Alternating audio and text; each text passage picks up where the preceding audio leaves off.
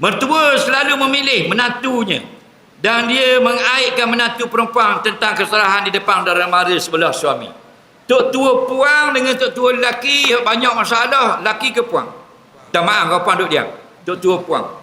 Dia biasanya dia buat kaca dengan natu lelaki, natu puang. Natu puang juga. Natu puang tu dia select, dia pilih hak ni molek, hak ni tak molek. Kemudian dia condemn pula, dia rat pula, dia kritik pula. Dan kita gua ni menatu, sabar. Tu mak kepada suami mu. Suami pula sabar. Mertua tu mak bini mu.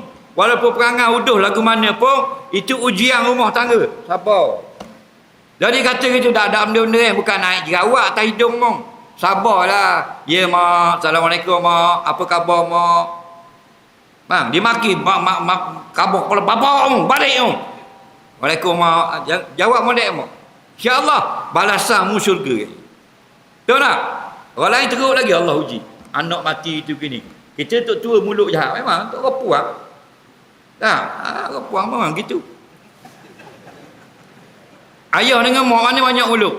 Mong, ayah dengan mak mana banyak mulut? Menyerang pelawak dalam sejik. Banyak mulut. Mak. Tok dengan tok ki.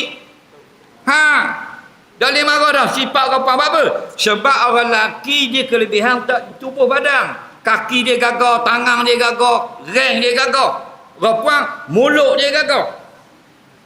Tuhan tu maha adil, betul tak? Tengok mak kita dengan ayah kita. Nah, mak kita dah, kita tengok hebat dah ayah, menang mak. Nampak? Menang mak.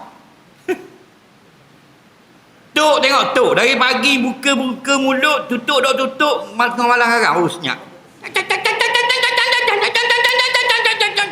Mak. Kawan dia tu benda bunyi tahu rumah dia tak mak. Tok aku. Tok mu aku ingat mesin repok. Papa lagi bising bangun kali. Tak berhenti mulut tu. Betul tak? Kerana dia perempuan. Perangai dia gitu dah. Mata dah buka lagi pagi mulut bunyi dah. Malah kan mata pejang lama dah mulut tak berhenti lagi. Faham? Itulah perempuan. Toki, payah nak dengar suara toki. Seminggu sekali bunyi.